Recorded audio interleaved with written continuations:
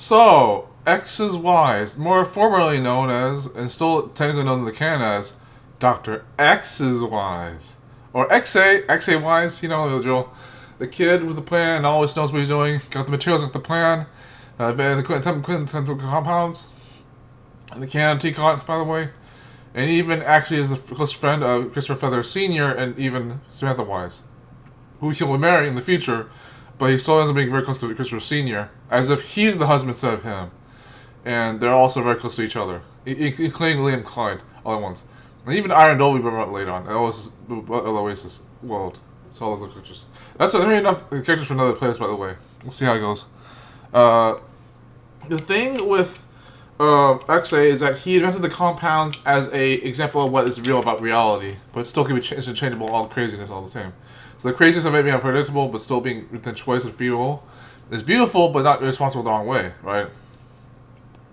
The thing about X.A. and X's is that he literally has the eyes faced on himself in one direction when he's a kid. As if he has a disability, a physical disability, and when he gets older, he has no mouth, but he has eyes in the right position. And he only has a mouth whenever he's in control of something with his voice or his body. And it's like, and he also creates compounds that allow him to control things with other psychological or spiritual indifferences. And even when he makes the compounds, only one upgrades, one downgrades, and all that, and other things like that. He knows these things beforehand, while the universe class is otherwise. So he'll be like, you wouldn't believe me, I told you, and things like 2, 4, 7 as a matter of it. Chris, all you want. Remember this. Who got you in here? And that's all from him. It's all from him. He's basically a very Zim dad for Dib's dad. Dim's dad is based on him, but like, that's no. I'm not gonna contradict this, but like, Dim's dad is a good inspiration for this guy because he's an inventor, a scientist, and most importantly, a good friend of, say, Sister Senior. Oh no, what say about Samantha Wise, A.K.A. Pragley or Miss Pragley from TCCOTT? There's a few things I say really quickly within 2 minutes without fucking around too much. Sorry, on the monetization. There's a very significant cameo she'll have towards the end of the third book.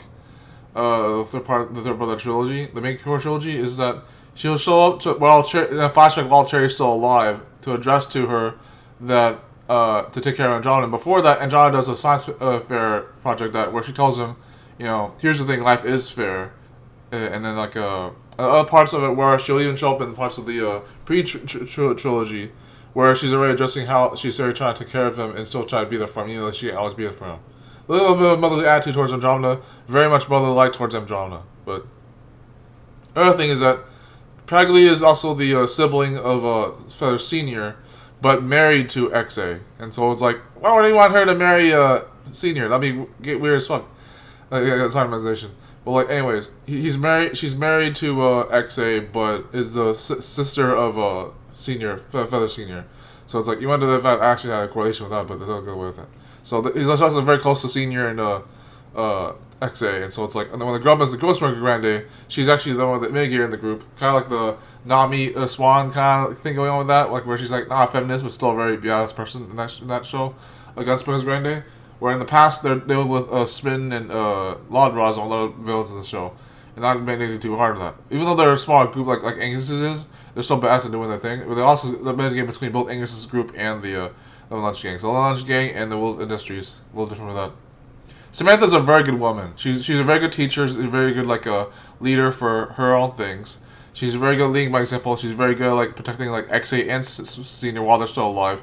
And they don't think they die too soon, but and Samantha, of all things, loves Andromeda deeply. May not be a little too much, but she does care. Take care. We are now on to Butler Oasis, who is one of the servants for Angus Wilde.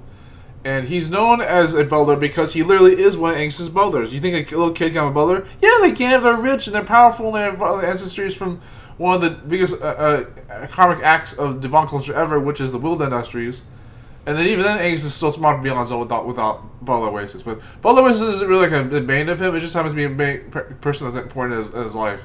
As far as the canon TCCOTT's concerned, he'll be important towards the prequel series and the sequel series. Not really so much in the middle. The middle is a little different. He'll have a little bit of cameos or Easter eggs, or even some content that might be deleted scenes. So Butler Oasis gets really skipped out a lot, even more than Liam Clyde will be, and other characters like Ira and Dover. He'll get skipped out really badly in the middle series. But as it was following a Star Wars sequence, and he'll definitely make it in for the other spin-offs content and the prequel and sequels, this is the main trilogy. I'm not saying that he'll never make it a TCOTT. I'm saying that in the trilogy he won't make it. But Butler Oasis, one of his best identities is that he's known as a posing Poe. He's a ghost that can transform into a siphoning ghost that has a lantern that can suck things into its core.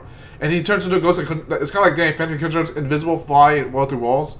But he's a ghost without a face. He looks like a mecha ghost. And he just walks around. He has legs that are piston like things, but like a piston puppet, which we're gonna talk about later. He's actually had like these piston gun like lantern legs that can create lasers out of the feet. And he's really cool. That's always the secret identity when he's not a person when I'm in the mansion for World Industries or Angus Wild. So Oasis is a very sweet man. He loves Andromeda. He does have a lot of respect for X's Y's and some of the characters in the show. And he has a good relationship with Argent Roger, who's a black guy in the show, a nerd. And he has a good relationship with Christopher Feather Sr. That is all about Oasis' Butler, and it's not even something you can talk about right now as if he's on the show. He will be involved in the show. Liam Clyde's pretty self-explanatory. Uncle Liam Clyde, by the way. He's definitely related to Lisk's family. So he's considered Lisk's stepfather, and by extension, a relative to Christopher Feather Sr., which by the extension also makes Christopher Feather Sr. both Christopher's real dad and Lisk's real dad, which means they're actually twins. And that's just trivia there, huh? Liam is considered a family friend and also a close friend to Samantha X's Christopher Argent Rogue or Argent Regal, whatever the heck this guy's called. AR, something like that. AR Maverick. He's gonna be called AR Maverick next. So AR Maverick will be another character, but like Liam's gonna be friends with all of them, including some other ones as well. Vivian from another like part of TCOTT. And that might actually be his wife, by the way. Liam Clyde is very, very ambitious, very funny, very sweet, very clumsy, but also very intelligent. He's probably the reason why Dova has the biocore technology and for this future. He could even be distant relative to Dova. Because Dova won that, well, he's all time of bullets and all that other stuff. We're not talking about Dova, though. We're talking about Liam. So Liam has a lot of connection to ancient history. Kind of like how Jesse's connected to the friends of the future. Or Jess is like a friendship with people in the future.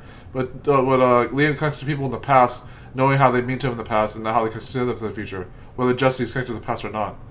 So, Liam is very clever at deceiving evil villains. He's very good with teaming up with his friends. He has no superpowers or smarts to work with it. So, Liam Clyde, as an uncle, is very, very sweet and forgiving and merciful, and even not always that naive and ignorant. In many other good ways, Liam can actually be a competent character without needing to be a main character. That's how good Liam is at being a family and a friend.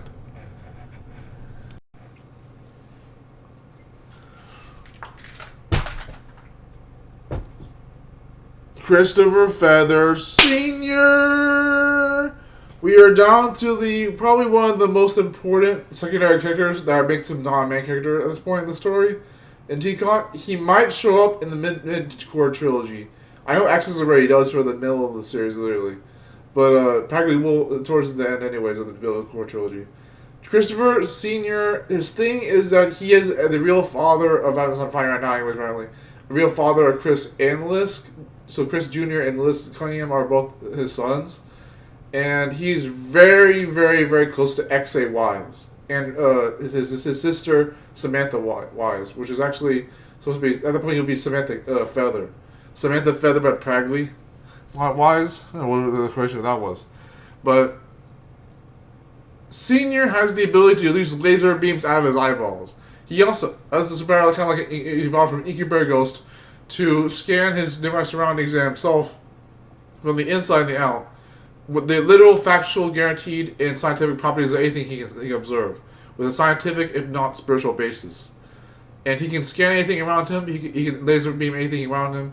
He's very good with his eyes. He's very good with his charm. He's very handsome. He's very athletic. He's very whimsical, intelligent, and even very, very brave. So he's powerful, brave, and smart. The best of the trio. But compared to A.K.A., who is just brilliant and creative overall, and Pragley or Samantha, who is just at least sweet and conniving and worldly and balanced, Senior is at least able to understand that just because his son Lisk is who he thought he would be, doesn't mean Lisk is a failure. In fact, Lisk might be the best thing that ever happened to Senior. Even compared to the Senior successes, Lisk and Chris, all together, even though one of them dies, make the best of both worlds for what they're after, and even Liz does for just like his father.